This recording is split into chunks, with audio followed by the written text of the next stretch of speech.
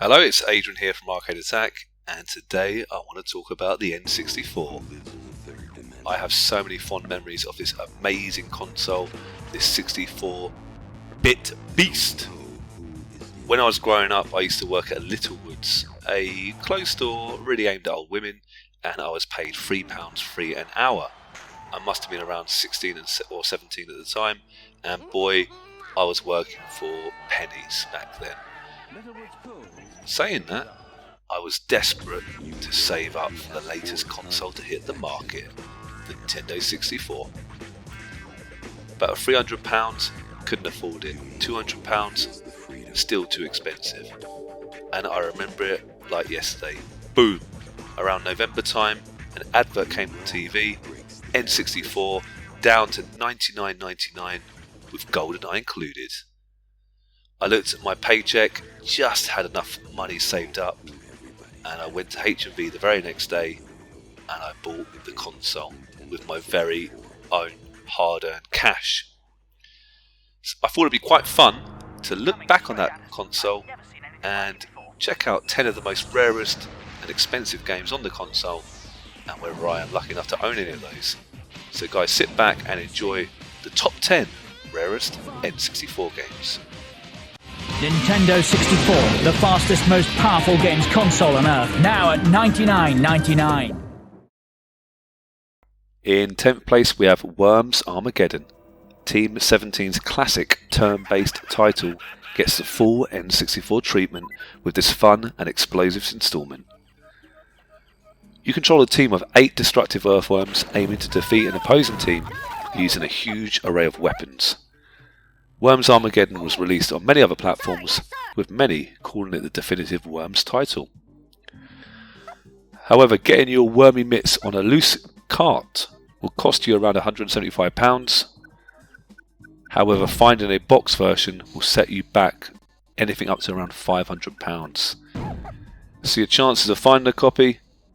Well, you'll be one squirmy worm looking for this title on the cheap. Not a game I've personally played. I used to love Worms on the Amiga. This version looks really cool. I'd love to get a copy of it, but a bit too far out of my price range. Almighty battle where two armies wield weapons of deadly destruction, skunk missiles, deranged grannies, exploding sheep, and people will flee from the world. Worms Armageddon with 60 new weapons. Tell me so. And in 9th place we have Harvest Moon 64. This cute farming simulator may be a relaxing game, but finding a copy today is anything but. Harvest Moon 64 is the third title in the series where you are tasked to run a farm, grow crops, race horses and raise different animals. You can also marry and have a child. Well, there you go. Nintendo Power ranked this game as the 278th greatest Nintendo game of all time. The game wasn't released in mass quantities, and a box copy will usually sell for around £500 to even £600. So the chances of finding a copy, well, you'll be cropping yourself looking for this game. And in 8th place we have Bomberman 64, the second attack. Did we really need a second Bomberman title on the N64? Well, we got one, and it proved a bit of a bomb. Hudson Soft's Cash Cow did not sell well at all for a number of reasons. It was released quite late in the N64's life, it received little to no advertising, and it garnered mixed to poor reviews. In fact, to add to its rarity, it was never officially sold in Europe. To give the game a little bit of credit, it did try and add a few neat features to the original Bomberman 64. These include combining crystals to bombs to create elemental explosions, a space shop to buy new goods, hidden armor pieces scattered around, and the chance to raise a fighting partner named Pommy. Box copies will sell for around £400 to £700 depending on the game's condition. Chances of finding a copy? Well, they don't call me Mr. Boombastic, say me not fantastic. Moving on quickly. And in 7th place we have Stunt Racer 64. Stunt Racer 64 was released exclusively through Blockbuster. The fact that it was massively overshadowed by both Mario Kart 64 and my personal favourite Diddy Kong Racing certainly did not add to any extra clamour for this particular title. The game allowed racers to perform numerous mid-air stunts, looking to win races and upgrade vehicles. This mediocre racer was published by Midway and developed by Boss Game Studios. Today a boxed copy can sell for around £600 to £750. Not a game I've played personally. It looks okay, I suppose. I have very good fond memories of Stunt Racer on the Amiga, but I don't think this is any relation. So the chances of finding a copy, well, your race is run, son. And in 6th place we have Super Bowling. Way before Wii Bowling took the world by storm, we got the rather forgettable Super Bowling. This particular sports title was released right around the time the N64 was discontinued, and it failed to strike a chord with gamers. This mediocre bowling sim's rarity is also enhanced with the fact the game was a Blockbuster exclusive. Box copies today can range between £500 and even up to £1,000. Not a game I've played. It looks okay, a bit blocky, but the chances of finding a copy, well, you have more chance of finding a turkey alive in December than striking down a copy. Excuse my puns. In 5th place we have Conker's Bad Fur Day. Conker's Bad Fur Day is one of Rare's finest platformers. This much respected title really is worth playing. The game is certainly not for the easily offended though. So join Conker and all of his expletives, bad violence and vulgar humour in this memorable platforming caper. Conker's Bad Fur Day was also released near the end of the N64's life, and as one of N64's best titles, this highly sought after game is quickly increasing in value. Box copies can now sell for anything over £600 and anything higher than that really. So chances of finding a copy, well, what would Conker say? Probably no effing chance!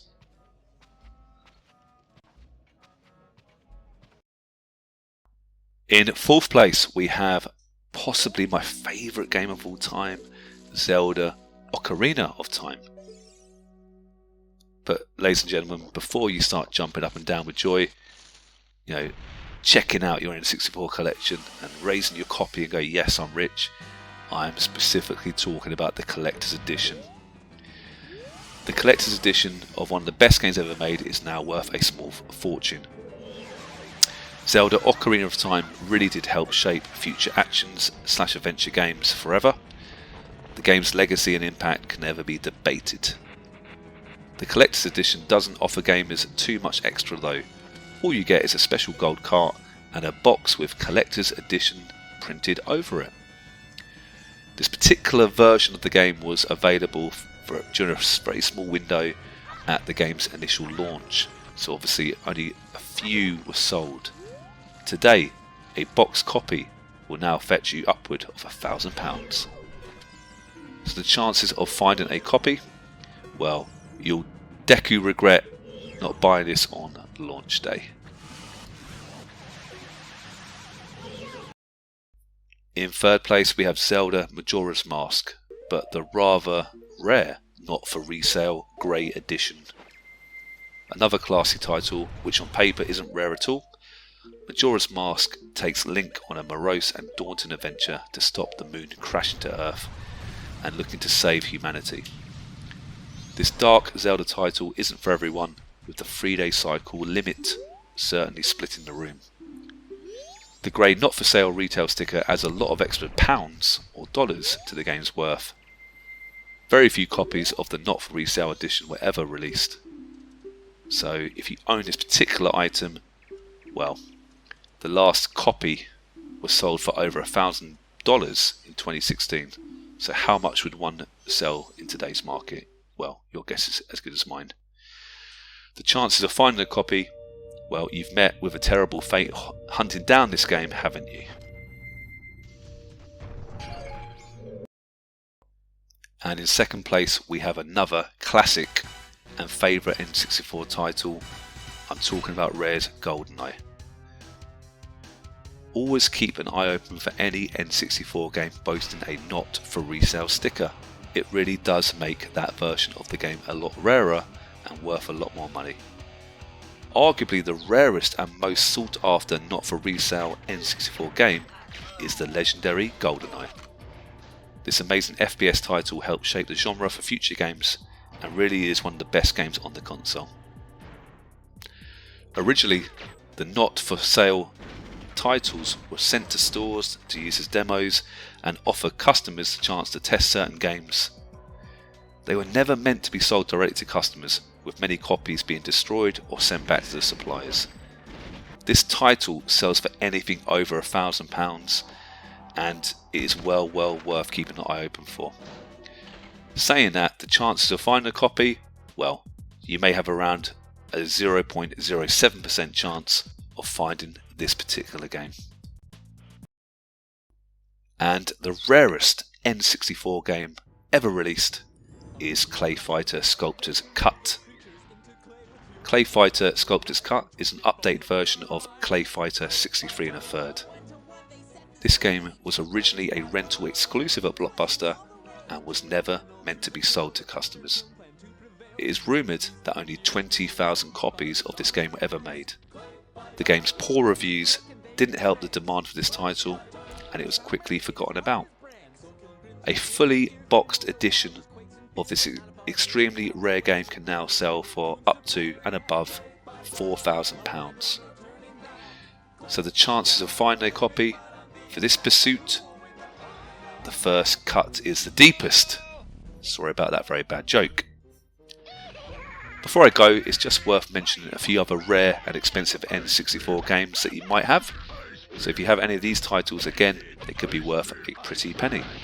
So we've got StarCraft 64, Yoshi's Island, Turok Rage Wars, Banjo-Tooie, F1 Racing Championship, WCW Backstage Assault, Diddy Kong Racing, Mario Party 3, Ogre Battle 64 and Snowball Kids 2. Out of that particular run through of games, I do own Diddy Kong Racing and Mario Kart 3. Both amazing games.